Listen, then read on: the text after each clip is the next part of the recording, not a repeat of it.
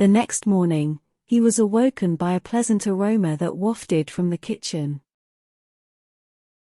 He inhaled deeply, and opened one eye to see his houseguest still donning his cozy sweater paired with a bright smile. She picked up a large bowl, and moved towards the side door just beyond the pantry, where he had retrieved more firewood previously. She screamed in surprise, and a yelp of equal volume sounded from a beast with an enormous furry muzzle.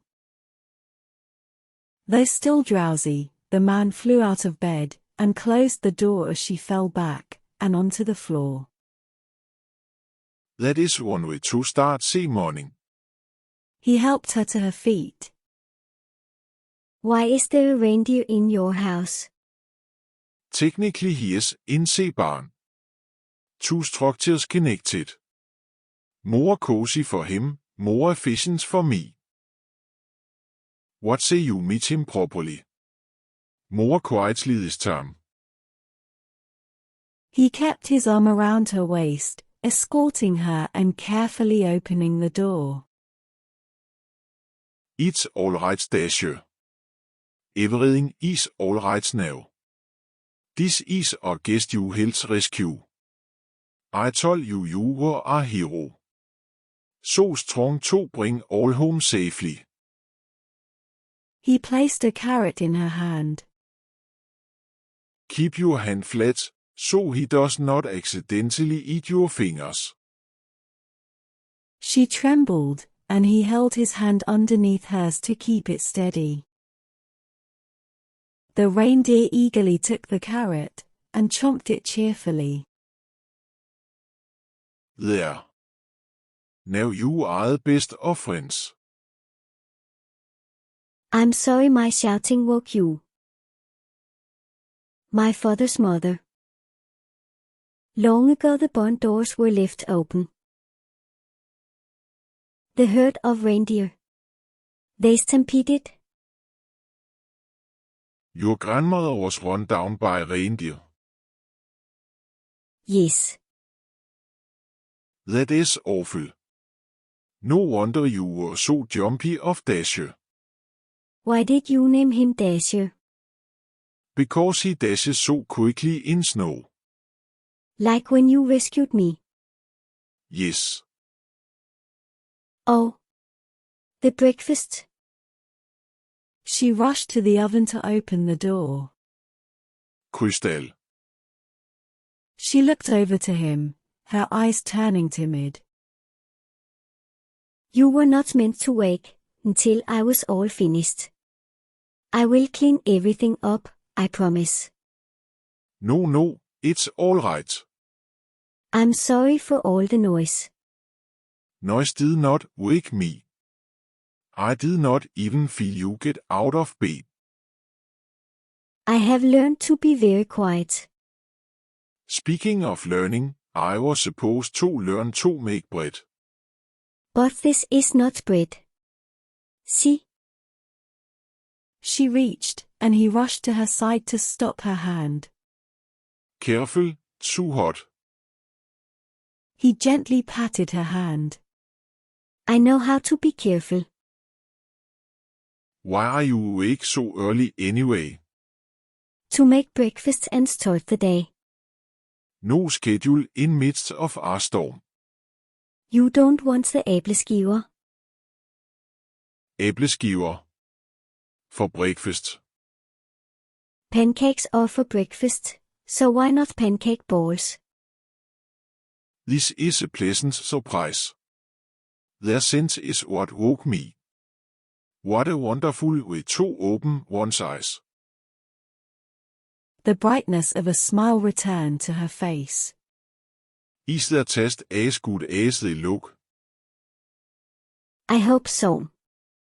I used some of the apples I found in the pantry. Is that all right? I should have asked. You're welcome to make use of anything you see fit. Do you think they're ready now? She nodded. He took a fork, and plunged into a battered puff to pull it from the pan. She took it from the fork and split it open to reveal the moist inside. That looks heavenly. She placed both halves on the plate and drizzled a swirling pattern of honey. She set it on the table, sliding out the chair and stepping aside.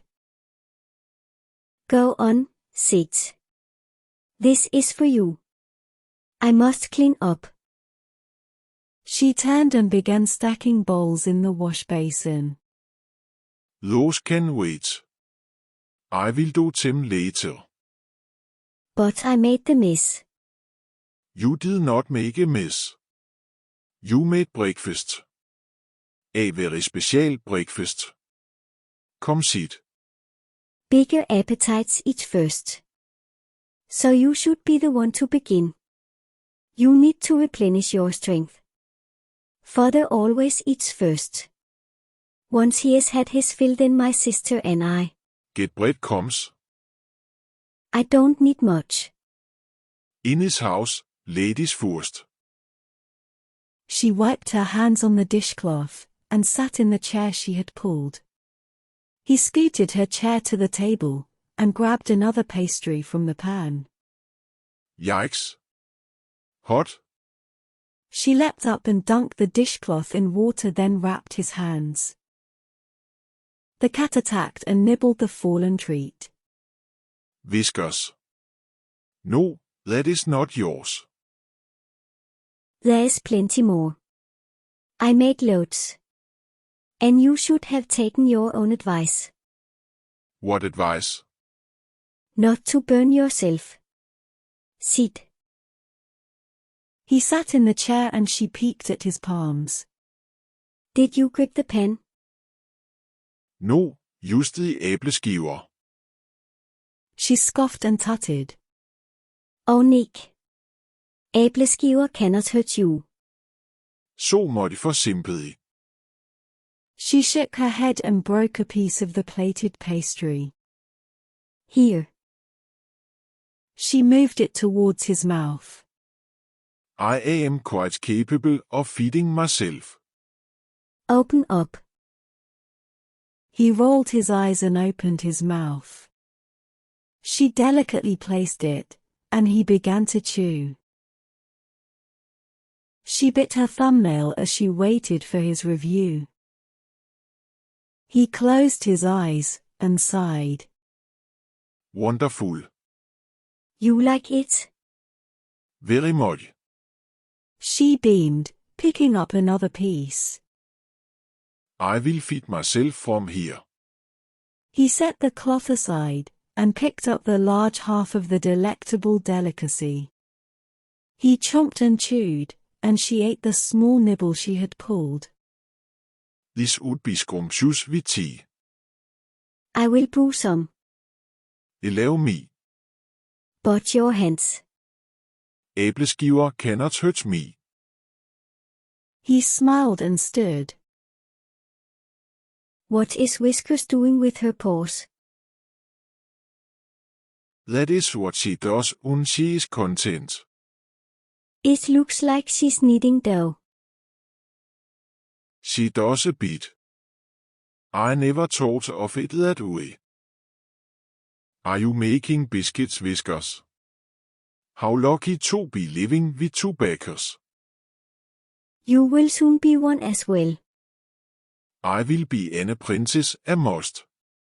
You are good at everything you attempt. I can tell.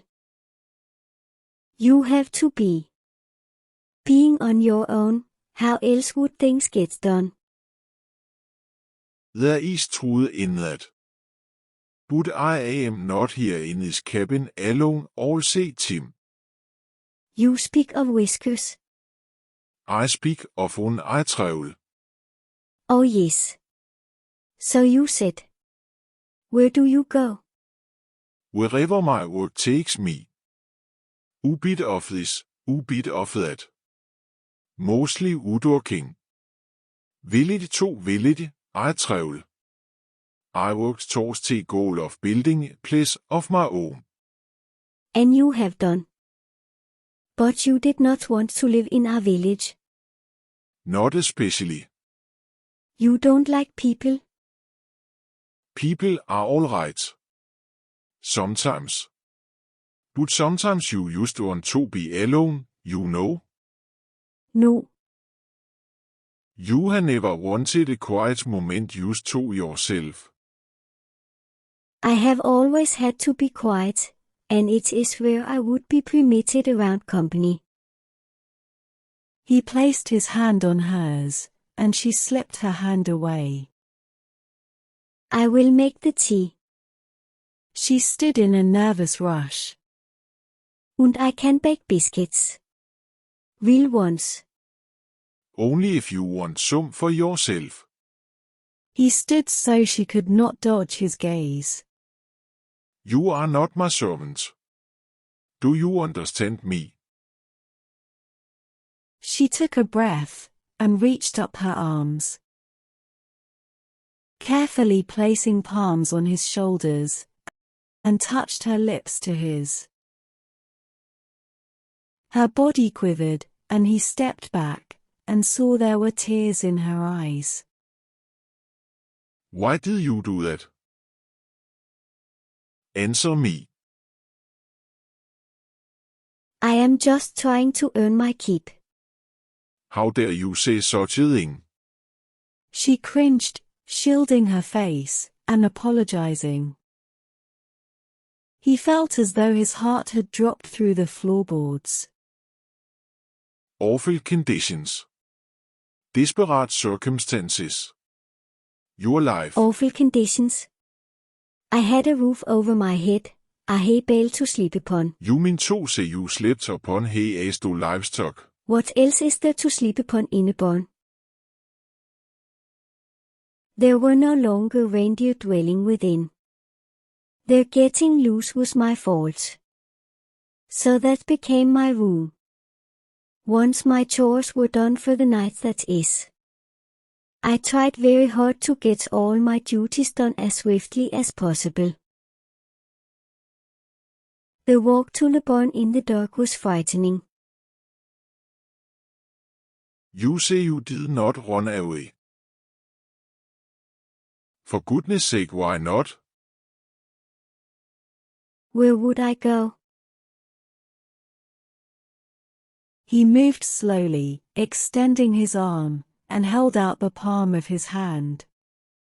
She looked at him in confusion. Whenever I extend my hand, you can expect comfort and care. If you would permit me. Her breath caught in her throat. She nodded her head ever so slightly. He gently moved his thumb across the rosiness of her cheeks to sweep away the tears. It's all right. You do not have to go back. You can stay here. Not forever. Why not? Stay as long as you like. I told you before, did I not? You are most welcome. She threw her arms around his waist, and hugged herself close to him. He encircled her with his arms and sighed. Your embrace is warmer than æbleskiver. She shook again, but this time with laughter.